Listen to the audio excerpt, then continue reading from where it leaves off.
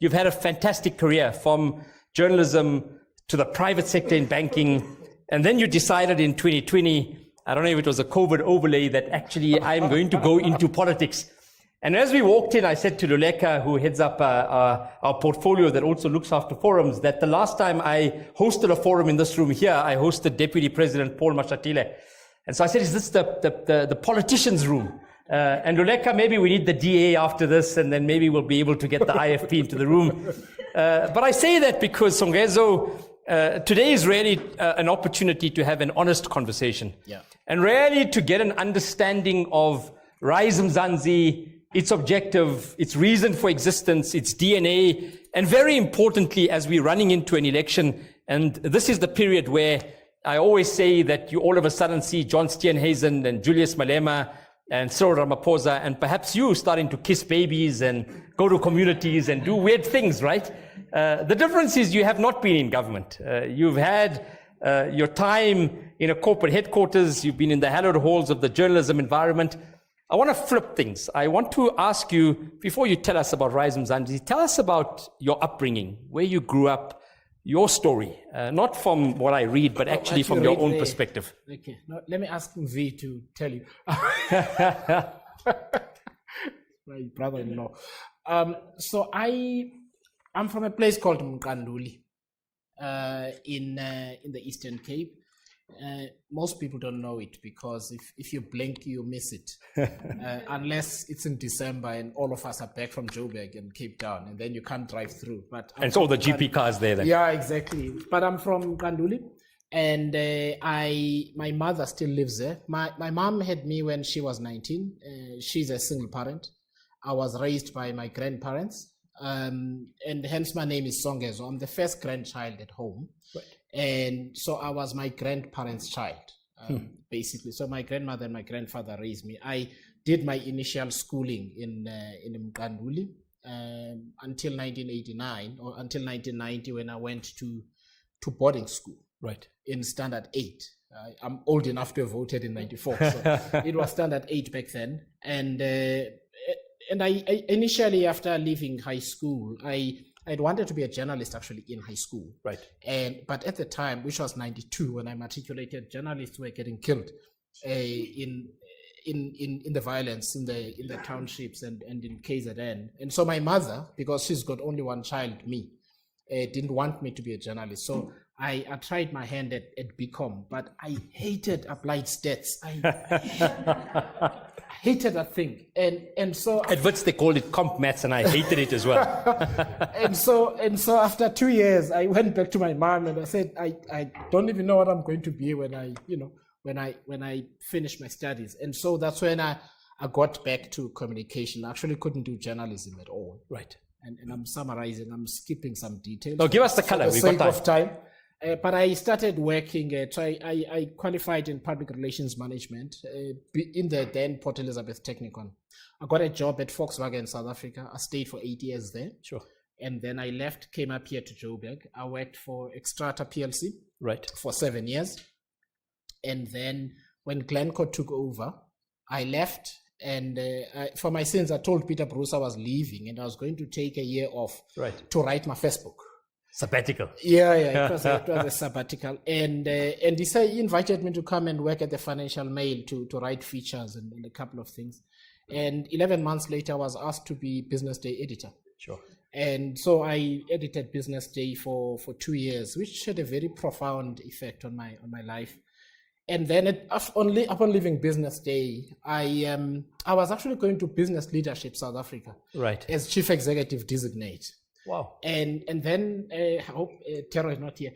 And then Maria came and asked me to come over to ABSA because the whole Barclays changeover was about to happen. It was a big piece of work, and I thought that would be really good for my own experience. I'd had 100 people at Business Day. Working for the Business Day brand, and at ABSA I was going to have a similar sized team, but doing more things, CSI, communication, and so on. And I stayed there until 2021. How long were you there for? How many years? 5 years. Okay. I was there for 5 years at ABSA, 5 years and a few months. And then we started Rivonia Circle, which is a non-profit company, the think tank. And it effectively gave birth to Rise Mzansi as we have it. So that's me. Unless you want to know where I was this morning. No. I'm going to ask one question and then I'm going to ask you to talk about Rise Mzansi, right? So this morning I was in a board meeting. We were in a REMCOM. We talk about STI and LTI. So you were there. You were the STI, LTI guy. And then why would you do this, man? L-tips and so on. No, you know what? Our country is in trouble. And I think the people in this audience, I think I experienced enough at work and in what they learn here to know that unless there is a radical transformation on many levels, it's not going to change. And countries are weird things. You know, people look at companies and they think, you know, it can't carry on like this anymore. It's either going to be taken over, it's going to collapse and that sort of thing, or break up into bought in different pieces and so on. You can't do that with countries. Sure. But there's a weird thing that people do when it comes to countries. They don't think you need to be qualified to run it. Honestly, they don't think you need to be qualified to run it. As the state is the most complex organization any country has. I challenge anyone to show me one company that is more complex than the state. And the state, not just the government executive, the judiciary, parliament, and the government executive. And then in our case, the three spheres of government. Sure. With budget of how much, and how many employees, and how many shareholders, being ourselves, like millions of shareholders. And we think you don't need to be qualified to run it. Anybody can do it. And I think we're paying for it. Yeah. So that led you to Rivonia Circle and then Rise Mzansi. So let's kick there and tell me, Rise Mzansi, what do you stand for? What is it that if you're standing in front of somebody today, you say, this is why we think we have a role to play in South Africa, 24, 26, 29? Let's first talk about the problem. Of course. Well, let's first talk about the problem, because I think it's difficult to then explain without that context what Rise Mzansi is trying to do. The first thing is that we have a democracy that's becoming illegitimate and becoming really dangerous to the sustainability of the entire thing, in that people don't vote. Lots of them, 28 million of them didn't vote in 2021. Right? And more won't vote in this coming election unless something drastic changes. And as a result, people choose protests and violent protests. Do you know how many we have per year? North of 4,500 per year. That shows you a problem. We don't know it here because unless it's on 702, we don't get to know about it, but that's how many you get. And that's on a non-election year. In the year before an election, that number typically grows by between 30 and 35%. So between April this year and April next year, we're likely to get probably 6,000 public protests. And that's because people are unhappy. And so we sought out to understand why people don't vote.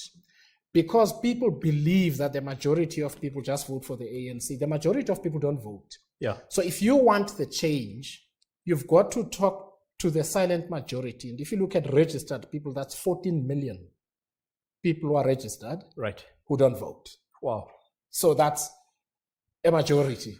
Seriously, yes, it is numerically, it is a majority. So you need to understand that. And what's missing is people don't feel adequately represented. Right. The political culture turns them off. At best, it pisses them off.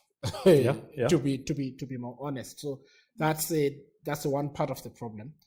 The second part of the problem is that you don't have the right people being interested in politics. So let's ask the question differently. Is there a political organization that is setting out to attract the best people by offering an attractive proposition? And I'm using these terms because I'm talking to you guys. Don't think I speak like this in villages. I don't. Because I always get the question of how do I talk to people in villages? I'm from there. But is there a political organization that offers the right kind of political culture and the right political idea in order for them to get involved in driving the change? Right. So that is the second thing. And the third thing, where I'm getting into some of what we are trying to do, are we clear enough about the kind of changes that need to be done to make South Africa better, to make people's lives better? And where it begins is formulating the problems in the way that people experience them. The way that we all talk here is actually gumph, to be honest with you. Because I've now had the opportunity to talk to thousands of people, and I was telling you earlier that even with my experience as an editor, I'm realizing how little I understood South Africa and how little I understand South Africans. And so the things we believe should be important politically are just not the things that are important for people. And so that's the third thing that we set out to do, which is to talk about what needs to change in a way that is relatable to people. So very quickly, the political reforms are really important. The state as we know it right across just does not deliver the democratic dividend, which is why you've got all of these problems that you have. And we can talk about that in detail. But political reform is important. So that's the first thing. The second thing that I believe is important that we try and do is to call problems by their name, target a specific problem. Don't present a policy area because that's not going to help you. So let me give you an example. Food hunger is a significant problem. Sure. Right? How do you solve food hunger? It takes you to a multitude of policy interventions. There are transfers from the state. You can help people to produce their own food. That takes a little bit of time. You can help people with skills training so they can get jobs, etc., etc., etc. Right? But you begin to look at policy in a more integrated way. And guess what? People, even in villages, understand when you speak like that. Sure. Right? So it's not just crime, what kind of crime? It's also categorizing problems according to how they should be managed or they should be dealt with.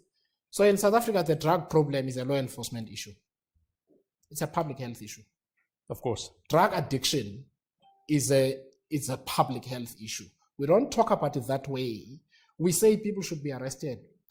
Well, let me tell you, in my village, the youngsters 30 and under, some are working, very few are in school, the rest are in jail or dead. Seriously. So you gotta target the problem. So that's one of the things that we do. That's one of the things that makes us attractive. And the last thing I want to say, because I don't want to give a long shopping list, we can talk about these. We have chosen themes of political discussion that people can relate to as ordinary people, but lead you potentially to really effective policy solutions.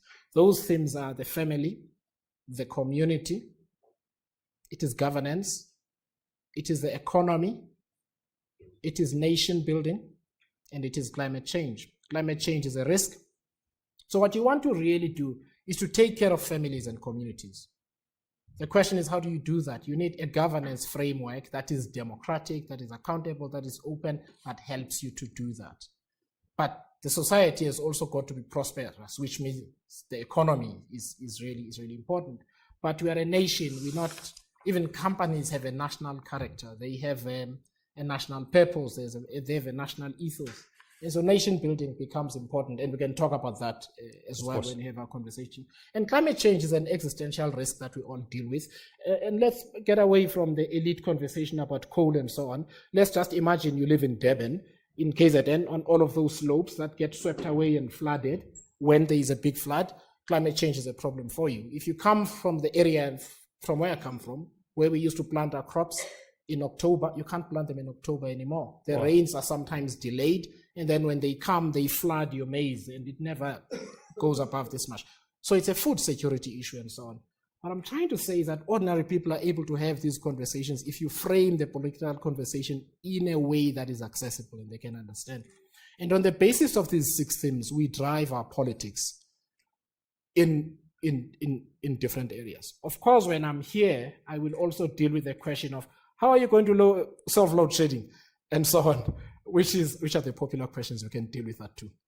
So you kicked off with, let's look at the problem, the underlying issues, right? Yeah. The failure of the political system to bring about the right type of reforms, the challenges in terms of crime, the significant poverty and inequality that we have, the challenge in terms of how we think about how we call out problems and being very clear. And the example you gave was around drugs. My bigger issue is So what? I mean, how do you, or not only you, but the collective that has come around and galvanized around Rise Mzansi, what are some of the ways in which you think about reform? Because one of the things I often grapple with is when CR came in, everyone was tumaminaing, right? And we all thought he's the savior. I mean, chairperson of MTN, he'll deal with these things. Yeah. He knows what the corporate environment looks like. It hasn't turned out that way. So tell me more about how. And maybe that's the mistake we made. The corporate environment and politics are not the same. Sure. Right? And so let me speak more specifically about the reforms and maybe just mention 3 areas which are really important. The first one is electoral reform. You need the electoral reform not just for people to be better represented in terms of their specific choice of candidate, right, per voting district, because we don't have that. So people vote for political parties who choose the people that go to parliament, who don't feel accountable to the people that voted for the political party and give them the middle finger for 5 years. Right. That gives us a lot of problems. In that also those people don't do their work, their oversight work in parliament as they should. So you need to change not just the electoral system, but the way parliament functions and the way parliament exercises its powers and the way you allocate powers between the executive, the legislature, and so on. Let me give you one example because I know quite a bit about this. How many of you know that in terms of the Reserve Bank Act, the governor of the Reserve Bank can set interest rates by himself or herself without consulting anyone? Did you know that? Okay, it is true. Go and check it. I wrote a book on the 100-year history of the Reserve Bank. It's global best practice to have a monetary policy committee. Initially, the MPC did not tell us what the vote split was and so on. They do it now. It's also advancement in global best practice. I'm mentioning this example not because I've got any issues with Lisecha. Sure. I'm mentioning this because the South African president gets to appoint the Reserve Bank governor, the police commissioner, the SARS commissioner, the DGs, all of them, right? The chief justice, and the president has enormous powers in South Africa. And we don't even know it. So what happens when you have a combination of a bad president and a bad Reserve Bank governor?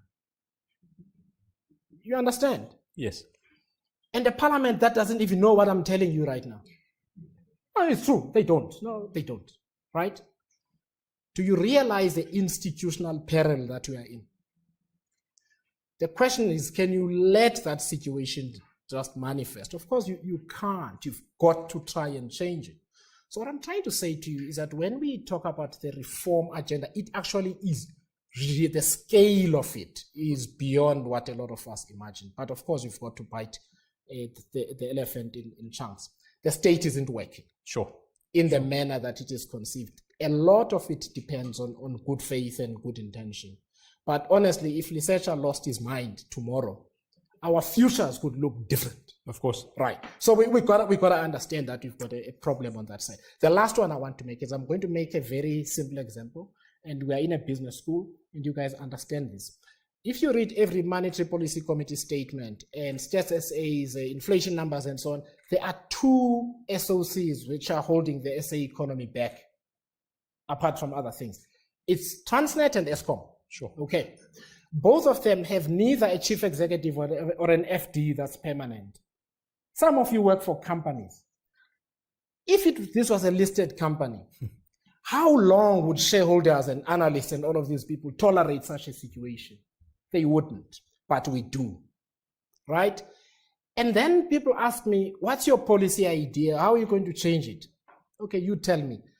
What smart policy can you do to get people to appoint people? You understand? I'm trying I really need us to have this discussion tonight. Leadership and the quality of decision making in leadership and the effectiveness and design of the government system are the bedrock of how you succeed as a country or any institution. I know we're obsessed with policy. If we can't get this thing right, friends, get your visas and go somewhere else. The difference is if we're going to stay, are we going to accept this mess that we're in or not? And I don't think we should.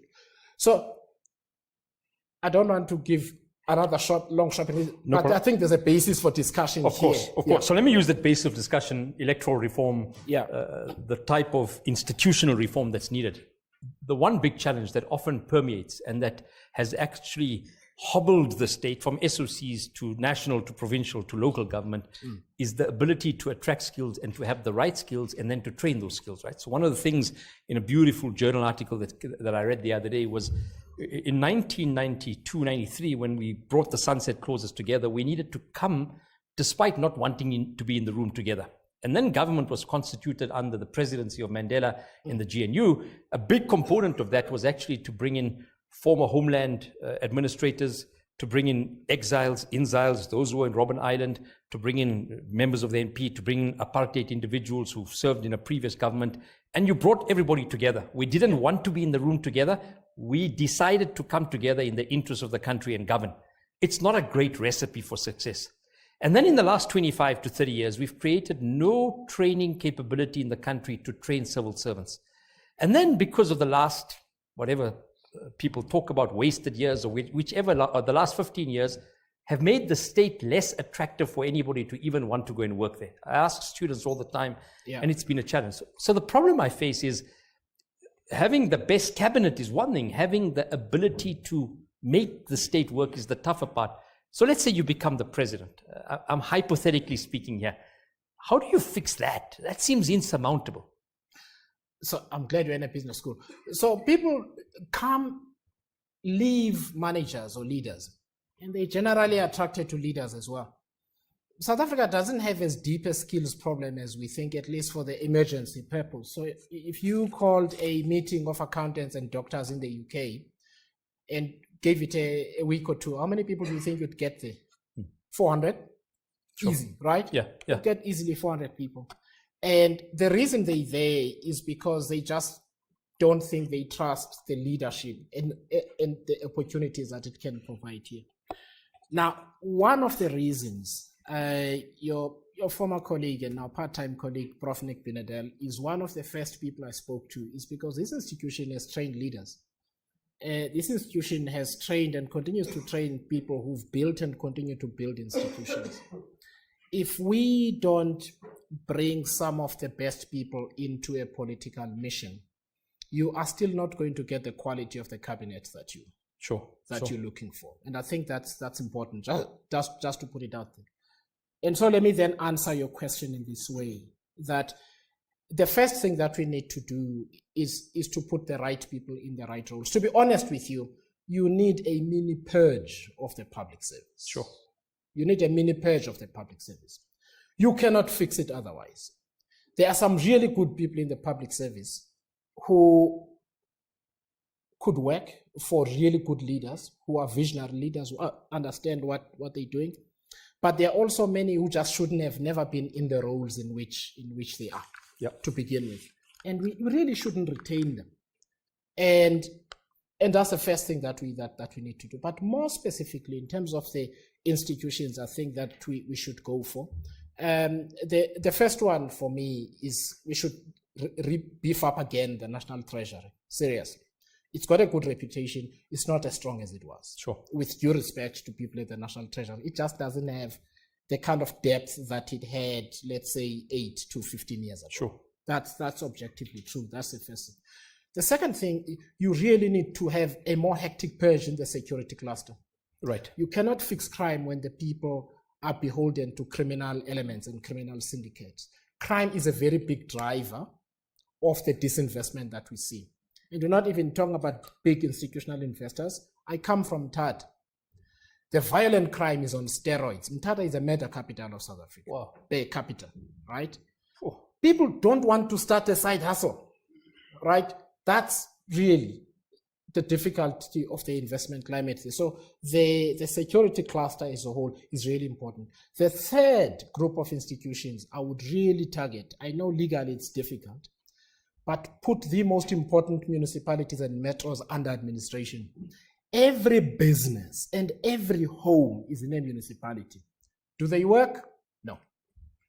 Not even the metros work now. Sure.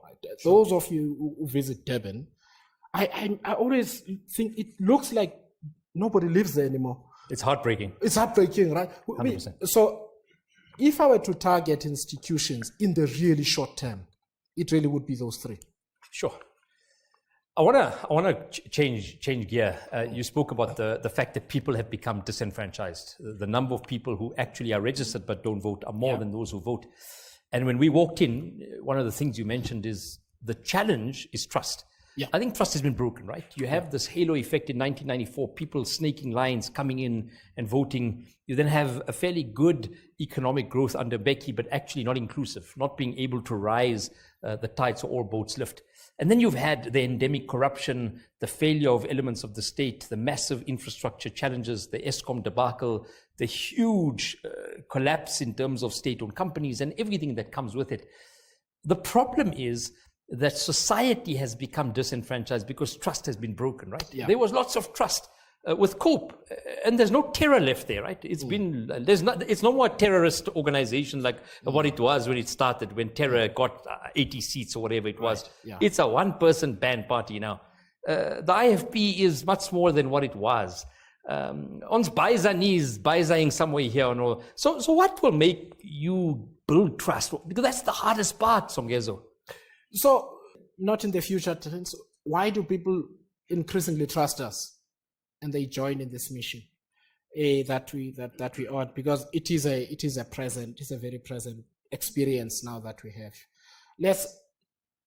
Let me talk about maybe just three things quickly that cause people to lose trust. The first is politics has become a transaction between people who want to get into power and people who want a difference in their lives. And they have a conversation once every 5 years. Sure. A hectic conversation, and then the other people disappear, right? So are you going to give T-shirts as well? Sorry? Are you also going to give T-shirts? Oh yeah, listen, a T-shirt. That's critical.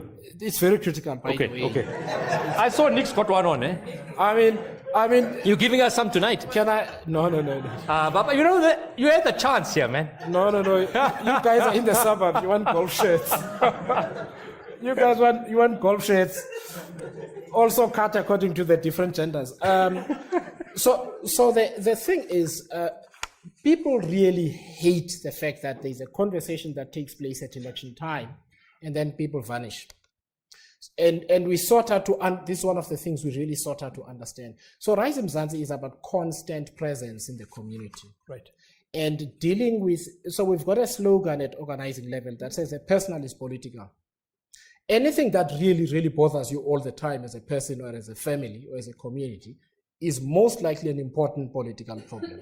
So you're welcome to talk about it here. And the basis of our organizing is going to be how we start dealing with this little problem, whatever it is. So if you look at our social media pages, you always see our guys doing something in the community. Like, just do something, however little, and continue to do it. Don't always talk about the vote, because that really makes people upset. So presence is really important. The consistency of your presence, and that you are honest with people, and I'll give an example just now. But you always hear. And you can see this relationship evolving. So at first people will be half interested, and then they become really interested because they start saying, what do you kids do? Yeah. What are you all about? That means your meetings increasingly become about the issue. So if you say in an area that there's a meeting to discuss the drugs problem, lots of people come.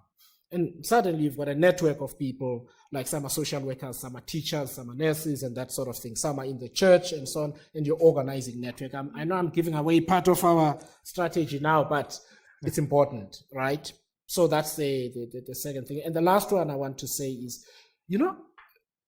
people come in expecting a promise they are not going to believe. And from a behavioral science thing, it's always fascinating for me to look around the room, because people say, how are you going to solve XYZ in my community? So I say, I don't know. I don't live here. You do. Wow. There is nothing I can tell you about the seriousness of that problem or how it affects your life better than you. So we're going to do two things in this conversation. You're going to say how this problem affects you, affects your life. And secondly, we're going to work out how to deal with it together. That's the purpose of politics. If you're looking for a promise of a magic formula from me, you're not going to get it. You're in the wrong meeting. And if you came to that meeting you can go home. Of course, nobody leaves to go home. By the end of the meeting, you're able to allocate people to different problems that are in the community. The same people. You can leave. The important thing is this. We've got to hammer away at the idea that democracy is a stock fair. It's not a transaction. You're not buying a service from me. This is our country. We need to fix it together. There is no change that happens if you're sitting at home and I'm doing it for you. And I say this all the time. And you know what? There's one thing people say thereafter. They say, you guys are different. You're strange. You're strange, but I like it. Sure. And that's why people trust us at that level. So 2 more questions that I'm going to open up, right? So, I mean, inadvertently, I often say that was what the UDF and the ANC was in the 80s, right? It was local organizing. It was Sanko. It was COSATU. It was the trade union movement. It was the UDF. It was ANC branch structures. It was the community came alive. A branch meeting would have thousands of people. Yeah. Do you think that's gone? Do you think the ANC doesn't have that with BECs, RECs, PECs? No, they don't do it. Because, look, the ANC was poisoned by its long relationship with European leftists. Right. Which class people, and also in terms of language, talk about people in the way that they do. Let me give you a really silly example. So because I've had a mildly successful career over the last 24 years, and in terms of income, I'm in a particular class. There are lots of people who think, therefore, I'm not relatable, right? To people who gave birth to me. And so I say, so let me tell you something about black people, about black parents and black mothers. They suffer to put us through university. 100%. Right? They beg, they borrow, and eventually they put us through university. The reason graduation ceremonies are as wild as they get is that those parents are feeling it here. This false political proposition says as soon as you succeed and you make it, you become illegitimate. There is nothing that is less true than that. Spot on. And what it has done, it has introduced an imposter syndrome with people who should have a higher national purpose. 100%. Because I don't think they're suitable. Because I don't think the same community that gave birth to them will not believe them. Yeah. The truth is, those people are disappointed that we think so little of ourselves. Yeah. Yeah. After they've done so much to put us where we are. Where we're able to even come to GIBS. Right, where we want to purchase this as an exchange of services, right? So I think it's important to recognize that in terms of how we reconnect with our national purpose and how we reconnect with what is true. The second thing, which is more pointed to your question, because I'm from a village, fortunately, so I am more comfortable in the sticks, to be honest with you, than I am in Soshanguve. Right. Because I can make certain traditional reference points. And I talk about umthunywa. Umthunywa is a messenger. In a village or in a family, when you send someone, you choose the most responsible person to go and pay lobola or something or whatever, right? It is expected of that person or people to come back and report. They are also trusted to give a true account of how things went, where they gone, and the community can assist and help them. So that's the first thing. The second thing is that in our communities, when there is a problem in the community, we get around the table, or at least in Nkundla, and we talk about the problem and we resolve it. The school that I went to was built by the village. The government came later. By then, they only built 4 classrooms. Sure. But the first 6 were built by the community and were made of mud, right? That's who we are. And I'm sorry to the white people in the room, but this is who we are as black people. What has happened since 94 is that the essence of community and responsibility that we as black people had has been weakened and destroyed. And we need to reconnect with it. Spot on. And so that message resonates, because when you then say to people, this problem doesn't get better if very few of us are trying to deal with the problem, people get that. People get that because they know it instinctively to be true.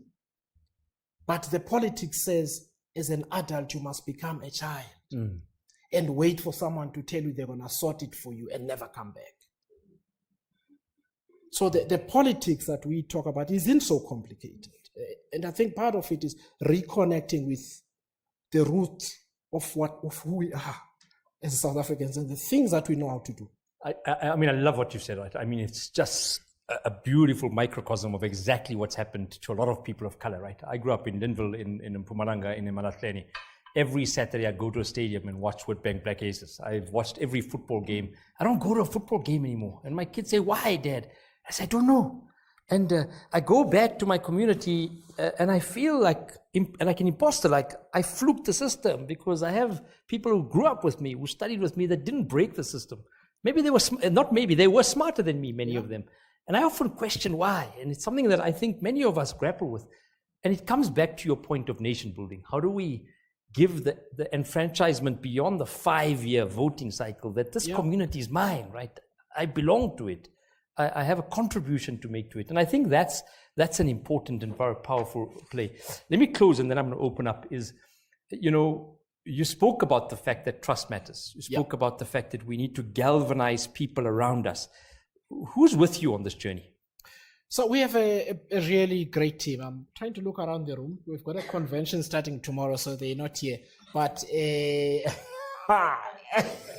Dumi is here.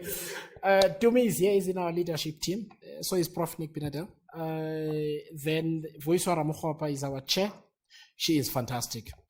You should have her here. She's better than me. And you should have all of us through the year. But there's Vuiswa, there's Tebuho, Makashule Ghana, he was in the DA, the only politician. But we also went for some veterans as well. So it's not just Prof. Nick, it's Dr. Isham Kabela, he's a former president of Azapo. 100%. So we've got a nice mix. Lawrence Manaka was a vice president of Equal Education. We've really got some fantastic people of really different ages and backgrounds in society. We even have pastors and so on. Not the food. So why weren't you in that Kumbaya moment where they all came together, coalition of the willing, the opposition, they've signed forces, they've held hands, and then the next day they fought with each other? Why were you not there? You gave your reasons publicly, but tell me one-on-one, why? Where was I? At the coalition thing? Yeah. No. So they signed, man. No. Listen. One of the things, by the way, I mean, there are two things very quickly. One of the things that really turns voters off is the deal making for positions of power between politicians. It really would be a massive strategic mistake for us to go there and say we're going to take care of ourselves in a future coalition government. These people that have said they trust us, the church leaders and the chiefs and the kings and so on, that are now part of our ecosystem, they would just be disappointed in us. And we must be honest to people in terms of what we've said we are about. So that's the first thing. The second thing is that coalition is about trade-offs. Sure. In terms of policy and other political priorities. Our convention starts tomorrow and our manifesto comes out in November. So if we go to that arrangement, what pound of flesh do we demand? Of course, there's also the fact that this arrangement is about neutralizing the ANC and the EFF. I mean, I don't agree with both of them. Otherwise, I would be in one of them. However, a very funny thing happens in all our political meetings, and we've now had hundreds. Do you know most meetings people don't even say ANC? They've moved on. Yeah. They've really moved on. What Especially they're really the disenfranchised. interested in is, what do we do about the problem? Yes. Yeah. So that's what we've chosen. We've just chosen to be steadfast. So politics teaches us that you need a war chest. You need lots of money. And you might say, no, Abdullah, but to go on the ground, you need money, right? Are you comfortable with that? No. What do you mean? I'm comfortable with that idea. But you have a pleasure or what? Bank account. I'm not comfortable with the state of our bank account. So that's why I quickly said no. Let's open up. Questions. I'm going to ask that you introduce yourself, tell us who you are, where you're from, and then you can pose the question. First question, yeah.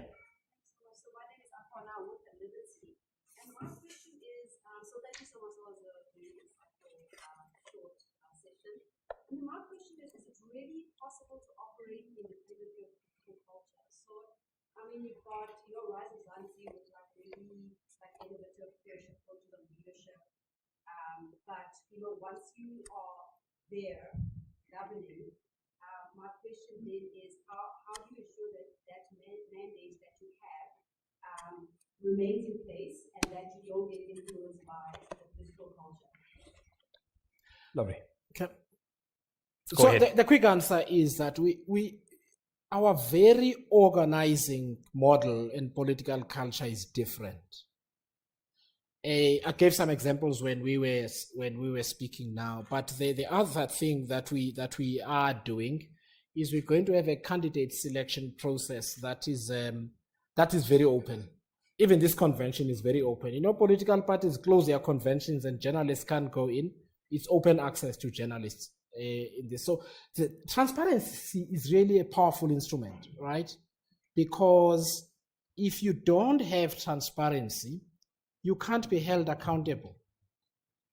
You can't be held accountable. And one of the things we really believe is important as part of the political reforms is ordinary people having far greater access to government information as a matter of obligation, not through a prior application. I'll tell you what that does. Let me give you a very quick example. It's in the book.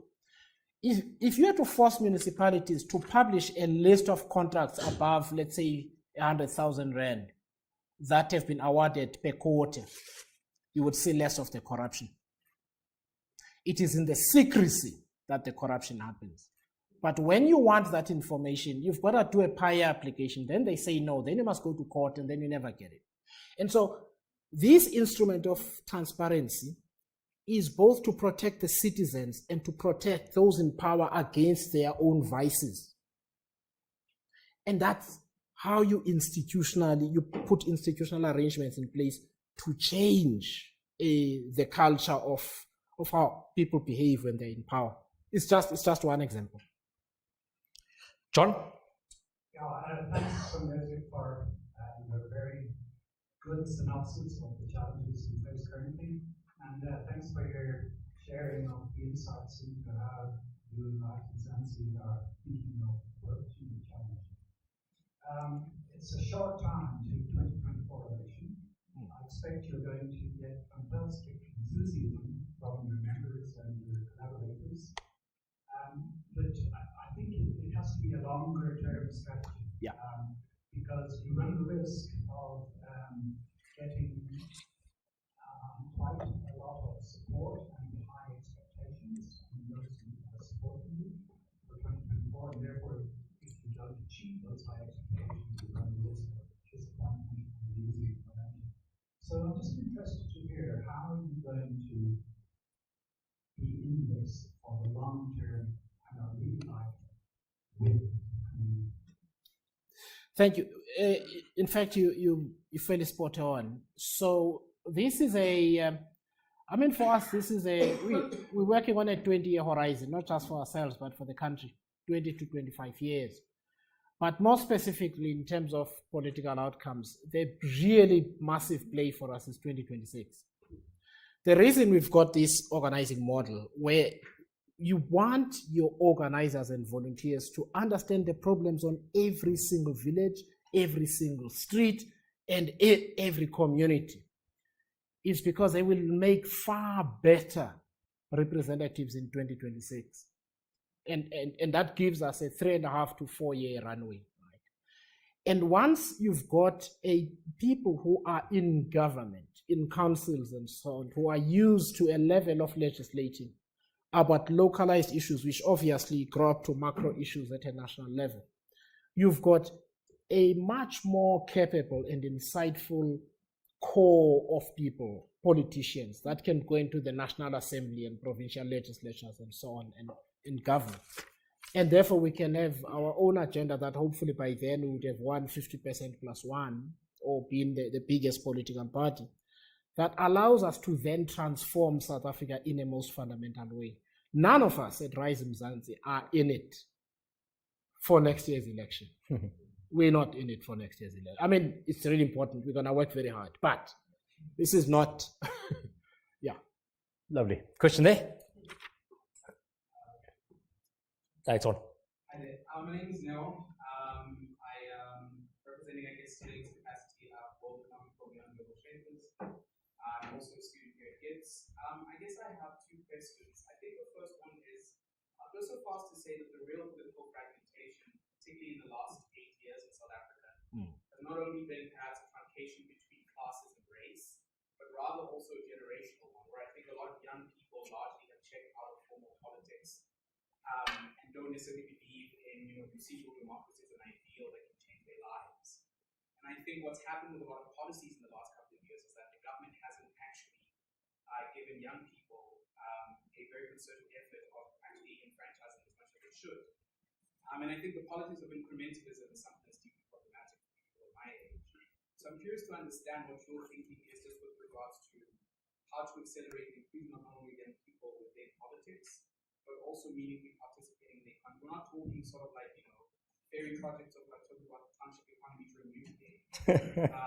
Really meaningful work that actually impacts young people. Because there's a 63% unemployment rate for young people. And realistically, that will either make or break any political party trying to get into politics. And I think the second one will probably be interesting for you as someone who comes from a media background is, how do you also strategically plan to fight against what will eventually become a lot of name calling?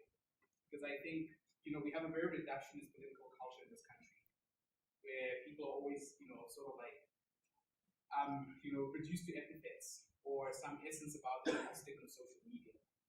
And as a transformative political party and leader, you probably should be thinking about that as well. Just curious what you're thinking.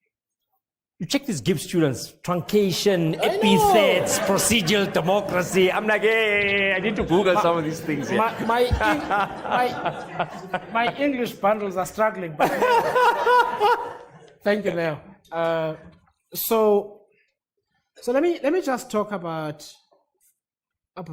some of our leadership team. Sorry, Dumi, I'm gonna pick on you, but Dumi over there is in our leadership team, right? And there's quite a now. Leave your phone.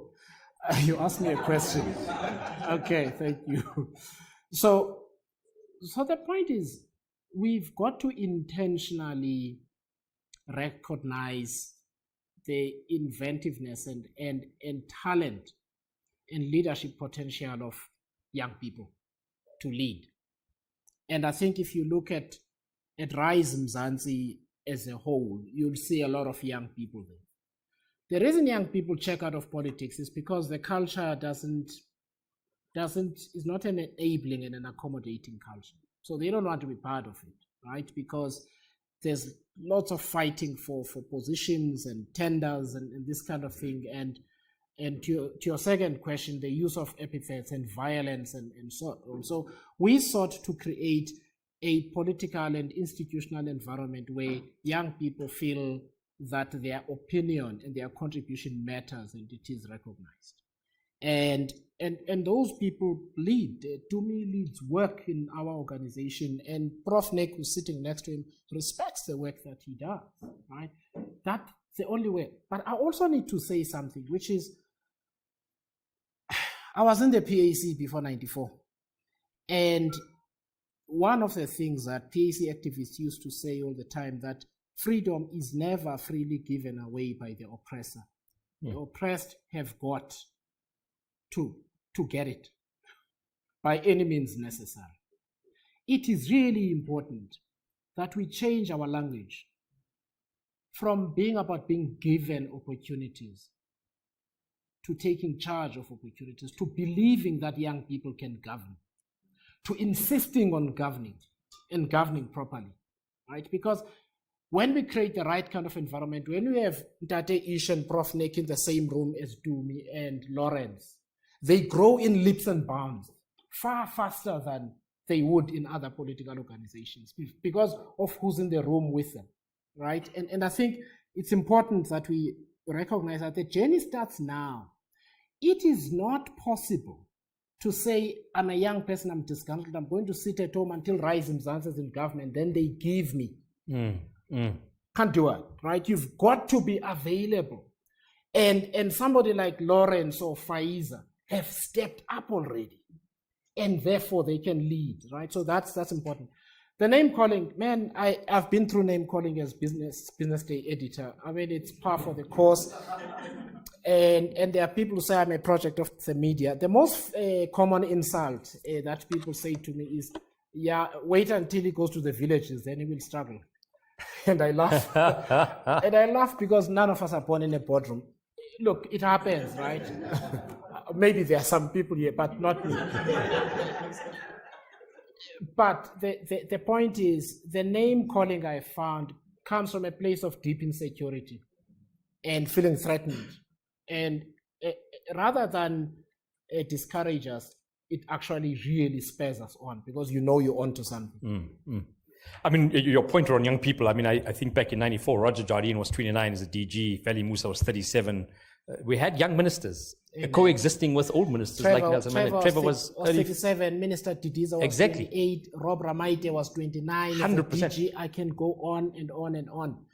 But they had stepped up long before. 100%. And were available, therefore. Spot on. Let's go to the right wing, otherwise they get pissed off, right? The mic is there. They've already taken the mic. Good evening, Songezo, and thank you for your opening remarks. My name is Warren. I'm in my personal capacity. And I think my question is linked to the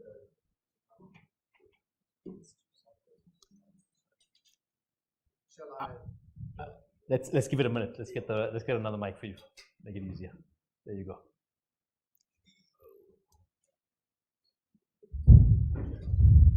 Thank you, Glenn.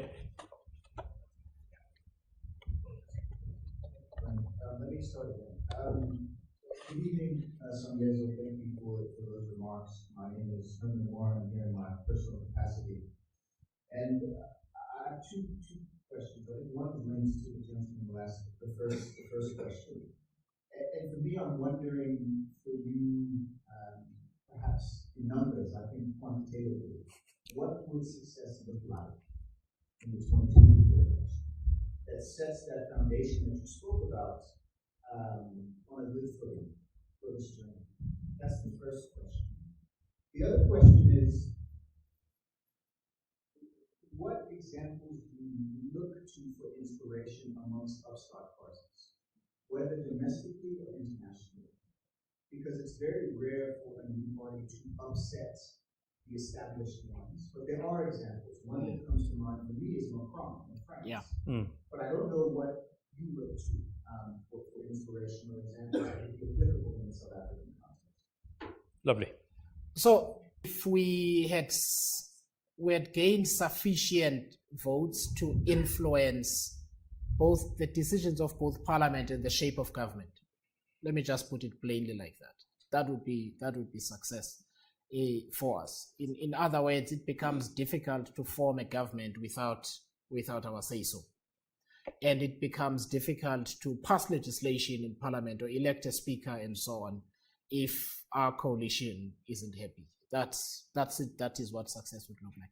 The Macron example, yes, we've looked at, but we've also looked at sort of like a hybrid because South Africa's political culture is also South Africa's political culture, right? So there are some lessons that we learn from different areas, including the United States. We've got a lot of quite a few grassroots activists from the Black community in the United States who come here and train our organizers in really real grassroots issues-based organizing, the grafting that you do on a day-to-day basis to deal with people's issues. So that's one aspect of it. You get a lot of assistance from that. There are also some examples locally. So COPE in 2008 didn't exist at this time before the election, but they got 30 seats. Even Patricia de Lille's party, by the way, GOOD, didn't exist in January of election year that year. She's in cabinet now, right? So I guess it worked out. Guy, that's not what I'm saying. I want to ask you a question. And That's not what I'm saying. but so there is that. But we've also looked at the Macron example. What I would say seems to be the secret sauce for us is doing counterintuitive things. You know, people think that when you tell people you're not going to promise them anything, they'll get turned off. they get turned on. It's like a thing. They think you're weird. They stick around and they want to talk to us after. They say like, what are you guys trying to do? Are you an NGO or a political party? But they become super interested, and then they come back and they bring other people. And I think if we are honest to all of the lessons that we're learning, including the United Democratic Front here, historically, I think we will succeed in our mission. But accept that it's not a short-term mission. It's got to be long-term. Let me ask you an unfair question, and you can say, Abdullah, I don't want to answer it. You Sure. say your objective is to influence government. Yeah. The ANC gets 47, you get 4.5. The coalition of the willing say we can't go in. The ANC comes to you and says, Baba, we'll give you a Minister of Tourism, Deputy Minister there, and maybe MEC position in the Eastern Cape. What will you do? And you can say, look, I'm not going to answer that. Okay, let's first correct your statistical premise. They're not going to get 47%. They are going to get less. I don't want to reveal too much, but the scale of our strategy is mind-boggling. Okay. And if it comes together, you will see really serious change. Let me say this overall. We have already knitted a coalition together that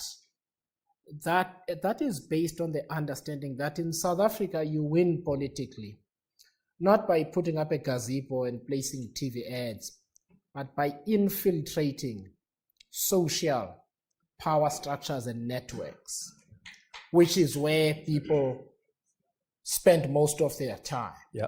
Yeah. I won't say who some of those organizations are at the convention and they are massive. Sure. Right? Sure. So that's the first thing. The second thing is next year's election is a turnout election.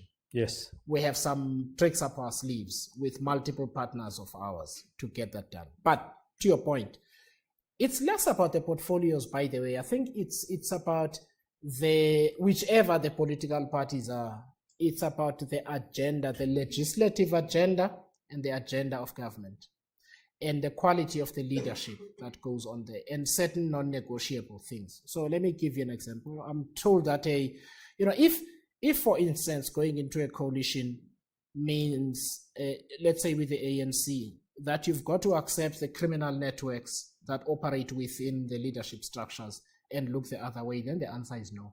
Oh, okay. So It's so really values simple. and principles Yeah, that it's define really whatever simple. the decision. Yeah. There's a mic here? Yeah, it's on. Hi, my name is Lindy again. I'm here in my personal capacity. And yes, thank you very much.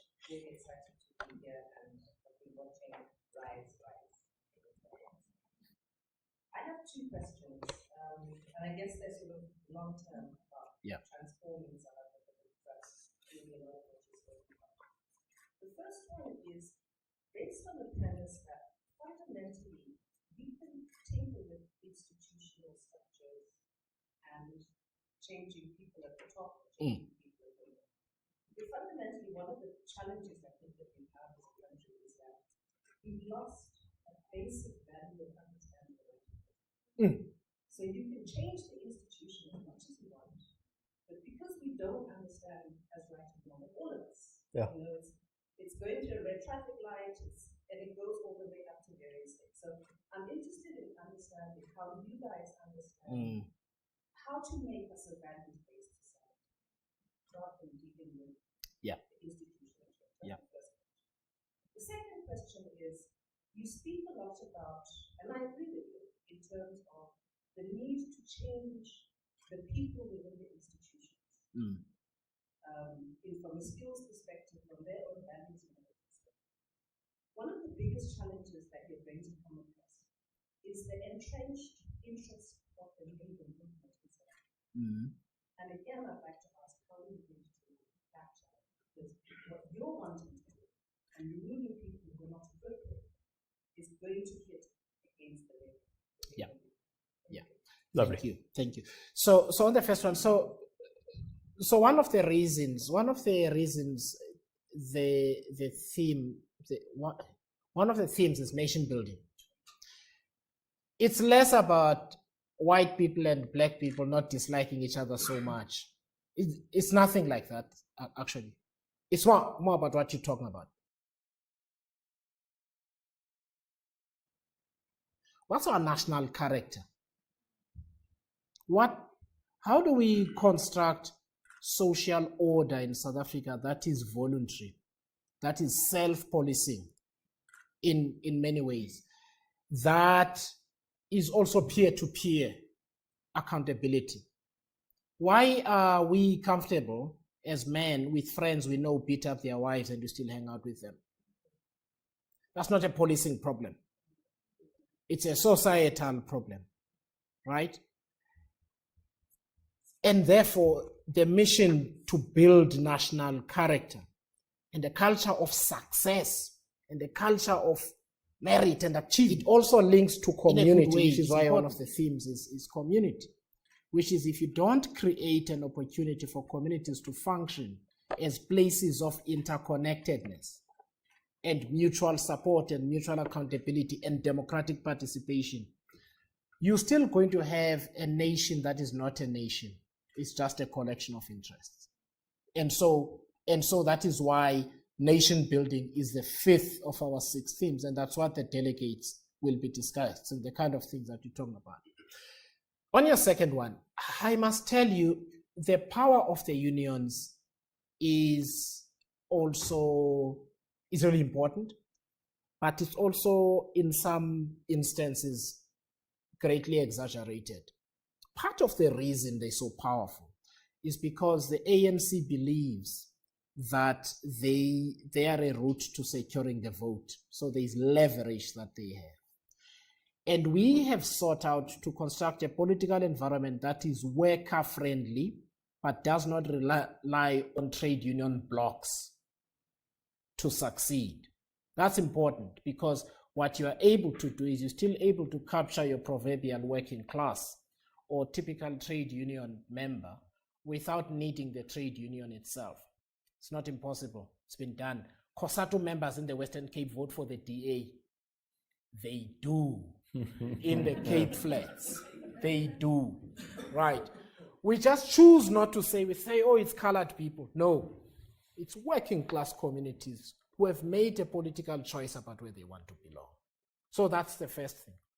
The second thing is that part of the reason the nation building is important. In fact, let me share an anecdote with everybody here. So we get a trade union, I won't name them, but you can figure out.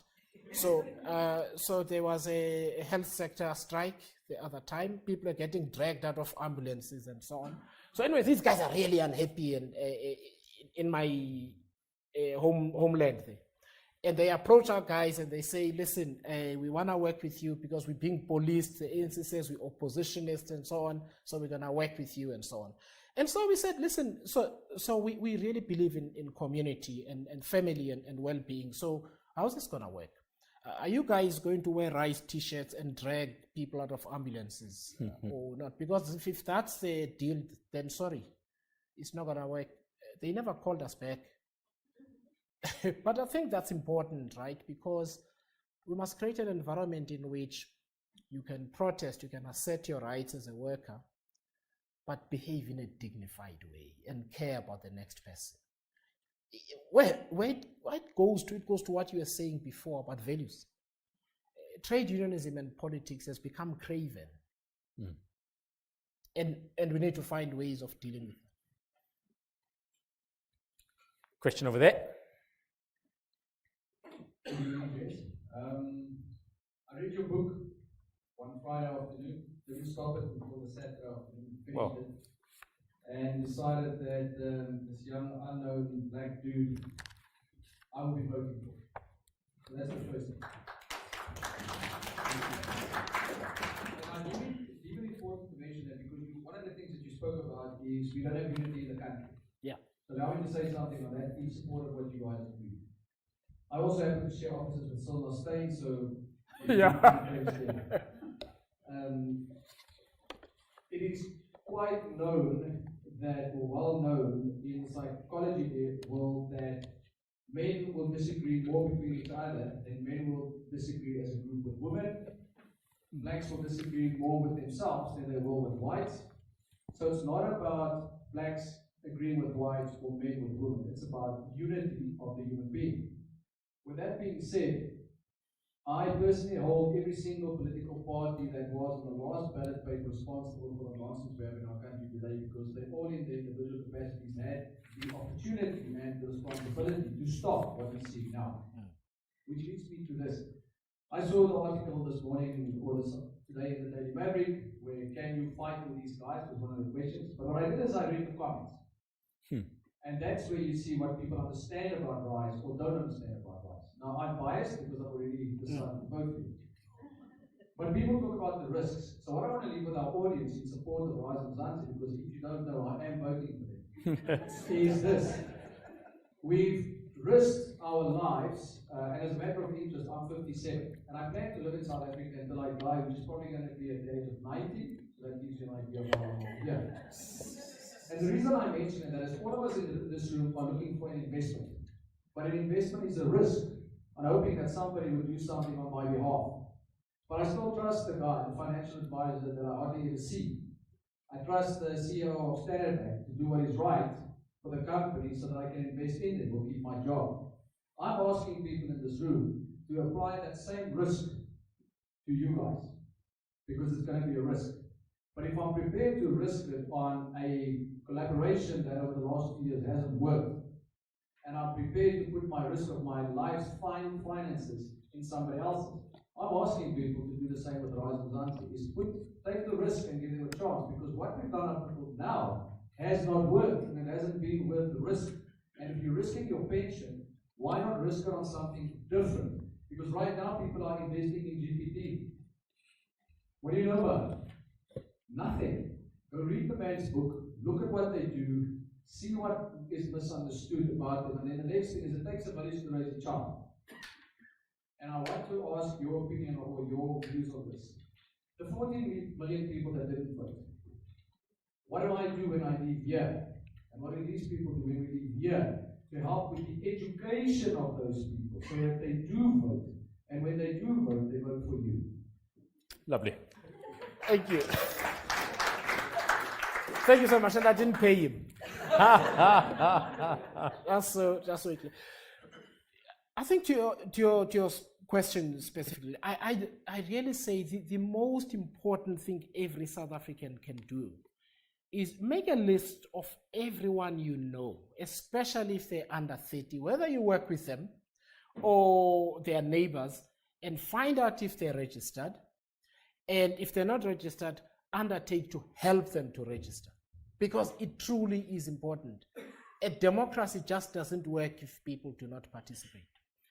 And use that opportunity to tell them about RISE as you are trying to convince them to go and vote. Because one of my personal fears is that our democracy will eventually lose so much legitimacy that you will begin to see the country falling into the trap that many of us are beginning to do, which is to say we need a benevolent dictatorship.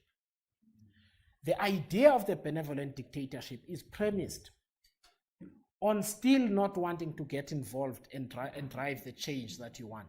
It is premised on trying to find a tough chief executive who's going to do the democracy for you so that you don't have to do the work of democracy.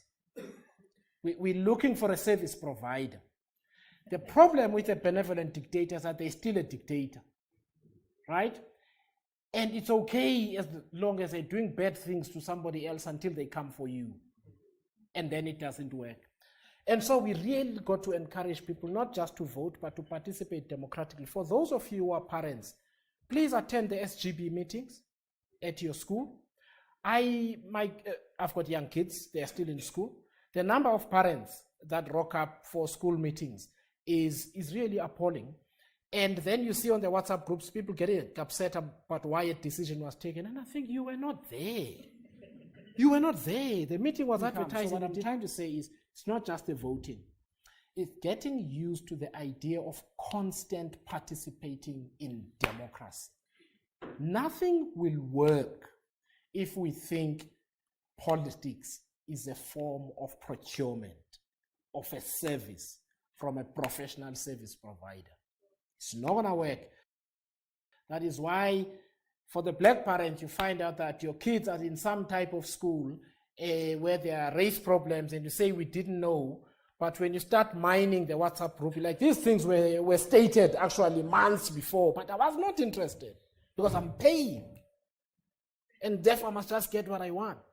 And so what I'm asking all of you, let's get into the culture of participating in democracy. So this is the challenge, and I opened my phone because in June this year, a very dear friend of mine, masters in LSE, did lots of work with me for 5 years, says, have you heard anything about this party? I can't have another election where I make the IEC anxious because I'm staring at the ballot too long, and I've never voted for the DA, and I don't want to start. I want to support them, but I don't want to be embarrassed like Mampele Rampele kissing Helen Ziller in the newspaper. This is a problem, Baba. I mean, people don't trust politicians. Can I type that message? I'll say we've already been invited to the Kiss Fest and we said no. Let's take another few questions. We've got some time at the back. Hi, Songezo. My name is Nainish. I'm a university dropout and very much a jaded romantic and idealist. You and Bill Gates. So this morning, I didn't know who you were. Right? And thank God Mira here stays informed. And she said to me, you know, Nainish, we need to go to the store this evening. The gentleman by the name of Songezo Zibi is speaking, and I think you should come. And, you know, I sat in the office and I didn't know anything about you, and I was trying to recruit people to come with me. And nobody bit, right? And through dialogue with them this afternoon, I realized there's so much of distrust, you know? And Abdullah spoke about trust. Now, trust is a lovely thing to aspire to when you start off with an even keel. And I think from all the human emotions, distrust is probably the most painful in nature because it's quite insidious in its approaches. And hence you are left with a jaded idealist. And what it will come down to eventually is the numbers, because that's what you're going to need to get to where we need to get to. So if we break it down, you know, my question is not about how do we gain trust. My question is how do we stop the distrust? Lovely. So there are two things. It's consistency. So that's important. It's really the consistency, not just of message, but of actions. It's really tempting to make big promises to people, especially when you've got the kind of clever people that we have in our team, who really can come up with really smart ideas about how to solve all of South Africa's problems. But we really try and be honest with people in terms of what is possible and what it will take to get the change. And that is not a short journey, it's a long one, right? And again, we might think that people don't like that idea. It's refreshing for them because they're like, oh, wow, okay. You said something, not because you wanted to tell me what I wanted to hear, but you told me what you believe to be true. Our biggest challenge right now, as far as trust is concerned, is I can't tell you for certain. And we now have breached over 1,000 full-time organizers and tens of thousands of volunteers. I don't know if all of them are consistent with that. It worries me. And yet it is the thing that makes people believe us. That when we don't know, we say we don't know. When we think we can only try to solve a problem, we say we will try. And the only thing we'll promise is that we'll keep coming back, whether we've solved the issue or not. And I think if you can keep that as an ethos throughout, that might stand us in good stead. But there is a loss of trust in politics. It's massive. It's deep. And that's our biggest risk, not just for Rise Mzansi, but for South Africa as a whole. 100%. Question there? Good evening. My name is Nirvana Mzansi. Thank you so much for having this talk. I wanted to state a comment and then a question with that comment. So a huge thing that I have noticed is that there's been a neglect of just the South African human being post 94. South Africans have gone through a tremendous amount of trauma. And there has not been active work in terms of restoring people's nervous system, for lack of a better word. Yeah. And I've noticed just the neglect of people. And a couple of years ago, I pitched an idea to some Americans about institutionalizing healing and having that in schools and having certain like practical psychological things implemented in schools and as well as, institutions where people work. Just to get people at base level because at the end of the day, as much as you can want somebody to trust you, if their nervous system, if their mental health is not okay, they don't have the capacity to participate. So I'm curious to know if what RISE is thinking of doing in terms of collaborating with mental health spaces and also the entertainment industry because we have a huge influence in terms of getting people to participate in certain things. We get people to participate in alcohol, quite easily. How do we get people invested in their own personal healing to get them to base level so that they're able to think clearer in terms of the decisions they make? I'm just curious to know how do you intend on institutionalizing? Thank you so much. Thank you so much for that question. Because people think we are weird. The reason the two most important themes at this convention are family and community. One of the reasons is trauma. We may not believe it. The one thing that comes up in every single community meeting, every single one, is trauma and mental anguish that people go through. It's multi-generational and it is current. And people link it to the abuse of drugs, to the binge drinking, to the alcohol abuse and the drug abuse and so on. And so if you look at Rise Mzansi's documents, our founding documents, the concept of well-being of self, the family, and the community is central to our politics. It truly is central to our politics. It is also one of the reasons we then settled on nation building as an overarching thing, because if you don't seek to construct a society that is healthy, that is cohesive, that is connected, you are not going to get the kind of outcomes that you're looking for. So what you're saying is really central. And so I've written a couple of articles about the mental health issue. Because if there's something that, one of the things that's brought me to tears a few times has been mental health struggles. In Mzansi, Nick wasn't there.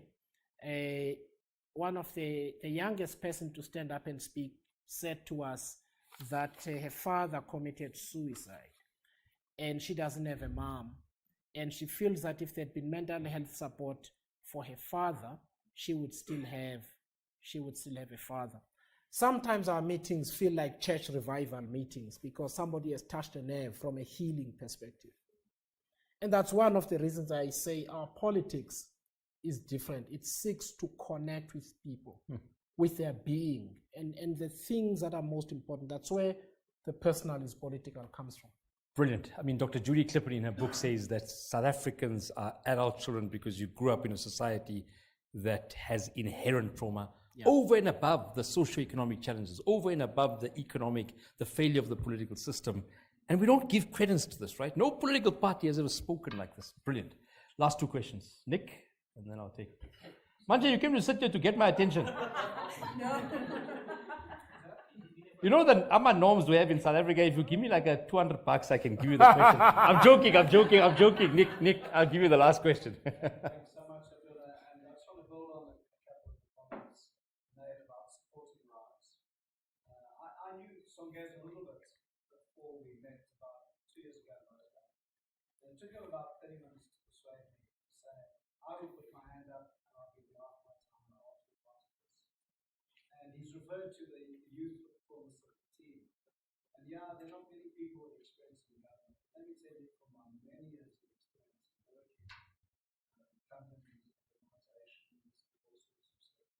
This is a remarkable group of people. And I love the way he's articulated it. We're not in here just for next year's election. going to be tough work. And starting as it was with GIBS, with sheets of paper, and no colleagues, no campus, was very difficult. So it is with us.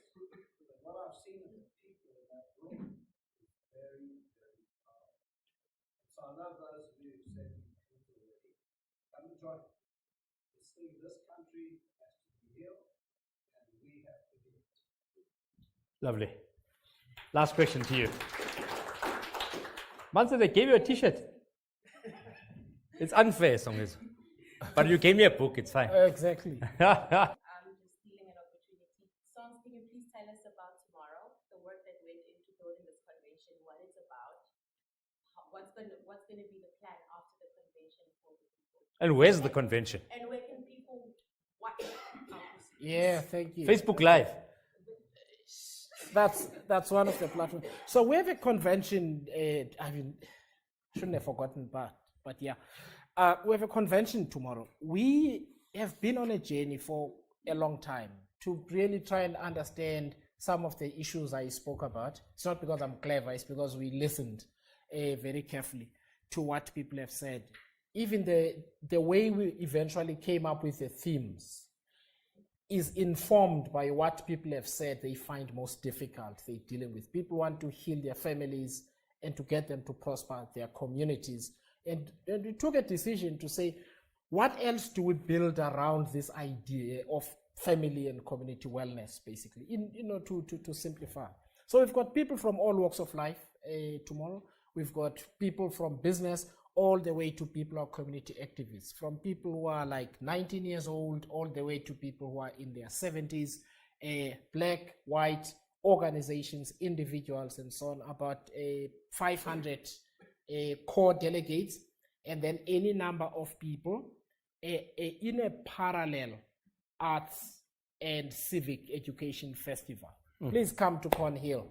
There will be drama, there will be poetry, there will be dance-offs, there will be all of these things. Not because we're entertaining people, that's important, but people, young people in particular, have said they want to express themselves politically in different ways. They want to do poetry, they want to do amapiano songs, and so on, and we've decided to make the opportunity available.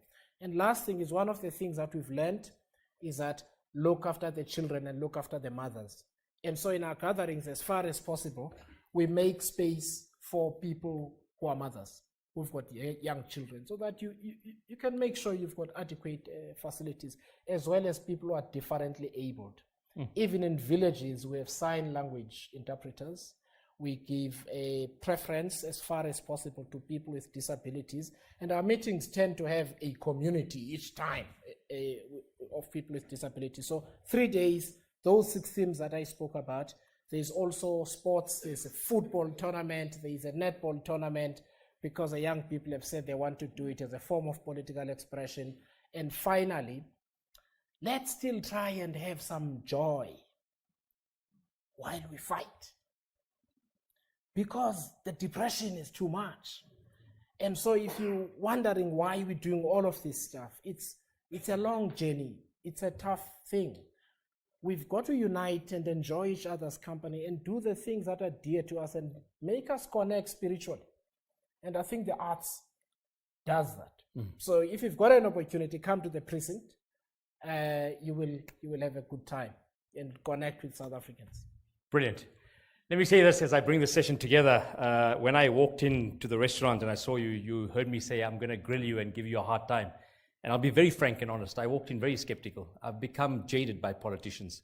And I don't think you're a politician. I think you've decided to be active as a South African to play in the political system.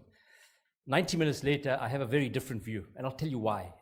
My view as I walked in skeptical when I was invited by Luleka was politician coming to give me a manifesto and tell me about what he does. But I think you've given me, and I would argue many of us in this room, a very deep, empathetic understanding of the societal responsibility of us as individuals, because this South Africa does not belong to politicians.